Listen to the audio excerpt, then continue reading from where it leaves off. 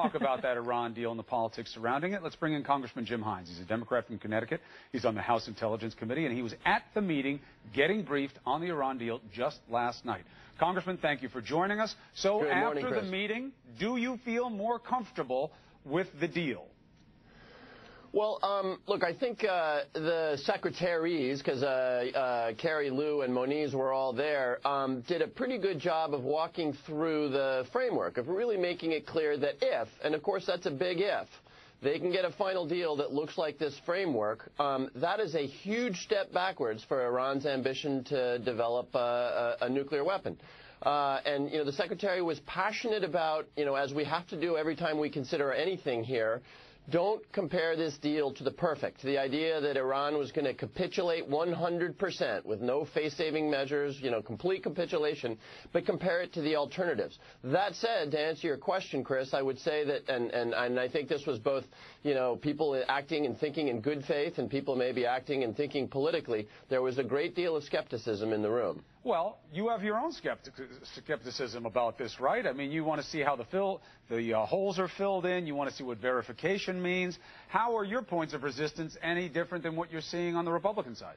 Well, look, anybody who is thinking about a deal with Iran has to approach a deal with some skepticism. And we need to get to a point where at least we know that there is, in fact, total transparency. As the Secretary said yesterday, this is not about trust. The old Reagan statement of trust but verify, this is actually, if it's to be a successful deal, is about don't trust and verify. And so we want to see that, in fact, that all the measures that would provide transparency into their program are there. And, of course, we need to make sure that the sanctions, if and as they are lifted in a way that if Iran misbehaves, they can be put back in place. And I think that's what we need to see. But, look, anybody negotiating with Iran would demand those things. What we need to be a little careful about as a country, and I think Kerry tried to make this point, is that we don't want to torpedo this negotiation before it's finished. And there's a lot of ways that Congress could do that. The Secretary was very passionate in saying, let us finish this deal and see if we can get to a place that will make you and the world, because, of course, we're not the only one negotiating here, as comfortable as you can be. Let me ask you something. Let me play this soundbite of your colleague, who's also on the House Intelligence Committee, Republican Representative Chris Stewart, about why he was unimpressed with the briefings. I want to see if you disagree with it and why. What I see is a complete lack of understanding between the Americans and their Iranian counterparts. Once again, do we have unfettered access to their military installations? We say yes. They say very clearly no. Do they lift sanctions the day the agreement is signed? They say yes. We say no. So I don't think those are misrepresentations in the media so much as there's just vast disagreement on what this really means. Is he wrong? He's partly wrong. Look, shocker of shockers, the Iranians are spinning this to their hardliners a little different than the administration is describing it to the American people. Now, that is, I think, an attribute of potentially a successful negotiation. Here's the thing, though. When a negotiation is completed, there will be a document that will be extraordinarily specific about these things. There will be no ambiguity in a document that is acceptable. And so, yes, of course, right now, before a deal is finalized, people are going back and beating their chests about everything that they achieved and what a good deal they got.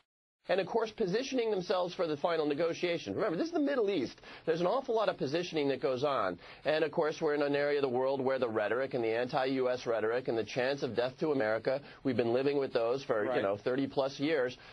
People just need to sort of calm down and remember that there's a lot of details yet to be worked out, but that if they can achieve what they say they can achieve, it is probably a better outcome than no deal, or certainly a better outcome than a rush to a military attack on Iran. All right, when you talk about rush, let's flip the script here for a second, put some onus on you guys. You have Senator Corker, who's thinking about pushing a vote on the bill to say that the Senate, maybe all of Congress, has to have a say on this deal. The White House seems to be walking that line when maybe it doesn't even need to. As you well know, the overwhelming number of agreements that this country makes are not treaties, are not congressional executive treaties. They are just executive deals.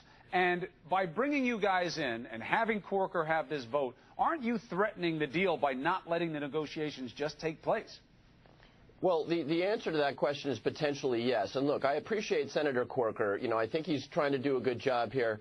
And you know, I appreciate the fact that he did not join in that absolutely outrageous letter that 47 Republican senators sent to the mullahs of Iran. You know, he at least understood that advising your enemy's leadership in the middle of a very delicate negotiation is probably not consistent with the idea that politics ends at the water's edge. So I appreciate Corker's approach on this. And I think what we all need to do is, you know, make sure that the certainty is there that a deal is a good deal, but let's not torpedo this thing. Look, there's no doubt in my mind that there are those who believe that you cannot negotiate with Iran. Now, you know, they have to explain why Iran actually negotiated a preliminary agreement and stuck by the terms of the preliminary agreement and then point out to a better alternative. And a lot of them say, oh, well, I could have, you know, we could get a deal. Well, you know, you weren't in the room, and you can always, you know, criticize a deal. But you know, there are those who want to attach things to Corker's bill, which would essentially torpedo these negotiations.